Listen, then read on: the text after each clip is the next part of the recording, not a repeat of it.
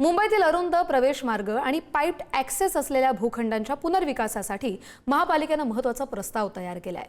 DCPR 2034 मध्ये बदल करून अशा भूखंडांसाठी स्वतंत्र नियमावली लागू करण्याचा निर्णय महापालिकेकडून घेण्यात आला आणि त्यामुळेच यापुढे इमारतीची उंची, प्रवेश मार्गाची रुंदी, लांबी आणि मुख्य रस्त्याची रुंदी पाहूनच ठरणार आहे।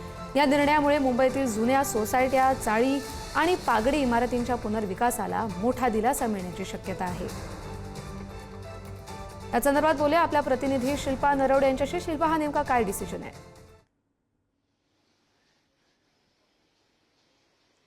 कस्तुरी, आज मुंबई महानगरपालिकेमध्ये सुधार समितीची बैठकीचं आयोजन करण्यात आलेलं आहे आणि या बैठकीमध्ये मुंबई शहरातील वेगवेगळ्या विषयांवर चर्चा होणार आहे। मात्र महत्त्वाची चर्चा जी आहे ती मुंबई शहरातल्या हजारो ज्या इमारती आहेत किंवा चाळी आहेत, सोसायटी आहेत, त्यांचा पुनर्विकासाचा जो मार्ग आहे तो मोकळा होणार आहे। त्या संदर्भात आज या बैठकीची चर्चा होणार आहे।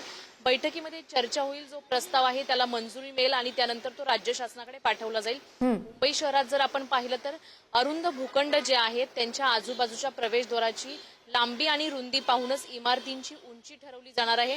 आता जर आपण पाहिलं तर 9 मीटर रुंद असेल किंवा 3.4 असेल किंवा 32 मीटर पर्यंतचे जे प्रवेशद्वार असतील तिथली आसपासचा एरिया बघूनच त्या इमारतींची उंची ठरवली जाईल।